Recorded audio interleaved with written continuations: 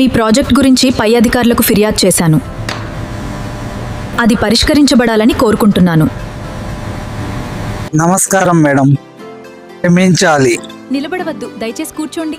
Madam, మా గ్రామంలో ఉద్యోగాలు కల్పించాలనే ఉద్దేశంతో చిన్న ఫ్యాక్టరీ పెట్టాలనుకుంటున్నాను. మీ ప్రాజెక్ట్ రిపోర్ట్ బాగుంది. అన్ని నిబంధనలు పూర్తి చేస్తే ప్రభుత్వం నుంచి అవసరమైన అనుమతులు పొందే అవకాశం ఉంది. ధన్యవాదాలు మేడం. ఊరి అభివృద్ధి కోసం ఈ అవకాశం చాలా మీ ముఖ్యం. ప్రయత్నం అభినందనీయం.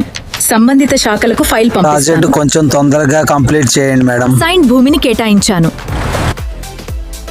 త్వరగా బయలుదేరండి, సమయం లేదు.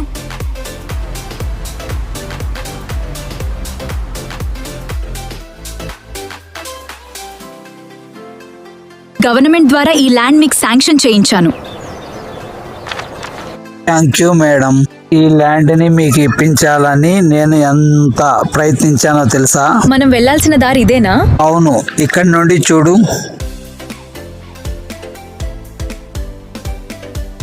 అపోహలేశాడు. మనం ఆ రూట్లో వెళ్ళి ఉంటే ఇప్పుడు ఎక్కడుండేవారమో.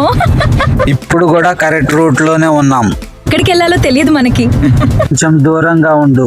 నువ్వు నా ఫ్రెండ్ భార్యవి అని అంటాడు వినోద్. నువ్వు కలెక్టర్ హోదాలో ఉన్న ఆ విషయం గుర్తుపెట్టుకో. ఈ ల్యాండ్ ని నీకు శాంక్షన్ చేయించింది నీకోసం, ఆ విషయం గుర్తుపెట్టుకో.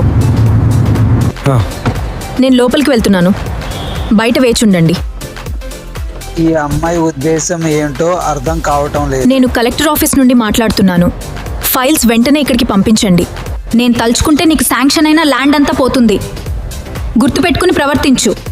ఫోన్లో మాట్లాడినట్లు నటించింది లక్ష్మి. మరి నీ సంగతి ఏంటి? వినోద్కి ఏమీ అర్థం కాక అయోమయ స్థితిలో ఉండిపోతాడు.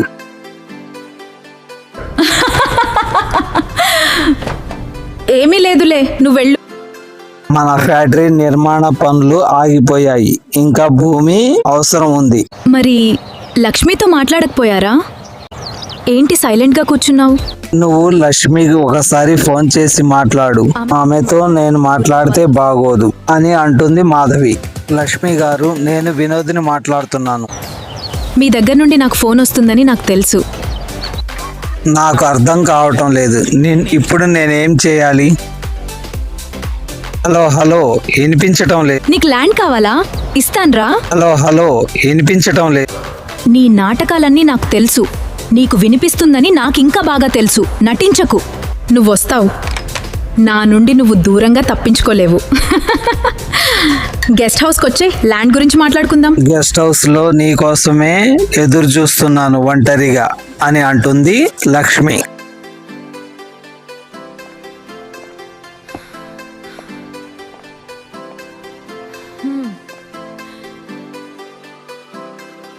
ల్యాండ్ కావాలా? రండి, బెడ్ మీద కూర్చోండి.